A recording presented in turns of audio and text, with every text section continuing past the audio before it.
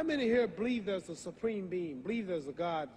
How many believe there's some power that made the sun, the moon, the stars? How many believe that this stuff didn't just come out here? Somebody wiser than us made it. How many believe there's a God? How many believe there's not a God? All right. Believe there's not a God. All right. If I told you, you who don't believe in God, if I told you that this glass sprang into existence, this glass made itself, no man made this glass, would you believe it? Would you believe I just told you this thing made itself? No. When I tell you, you wouldn't believe it, right? No, somebody's doubting it, yeah, so I'm giving you the answer. That's she wouldn't believe it.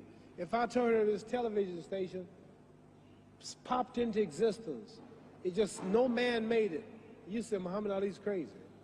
All right. Well, if this glass can't make itself, if I told you those clothes you have on wove themselves, nobody created them, those clothes made themselves, you wouldn't believe it.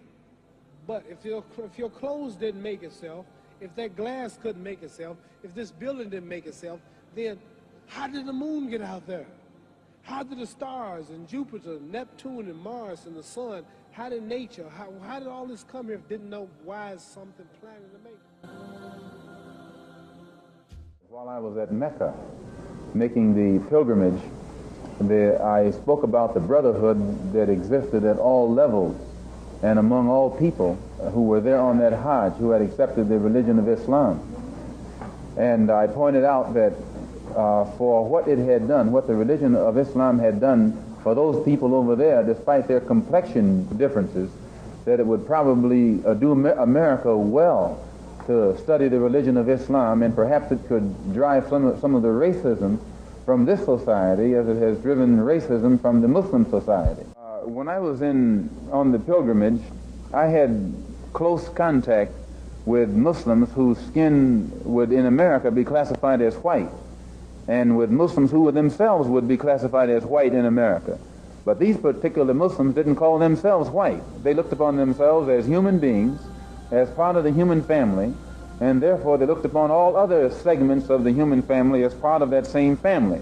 Now, they had a different look or a different air or a different attitude than that which is reflected in the attitude of the man in America who calls himself white.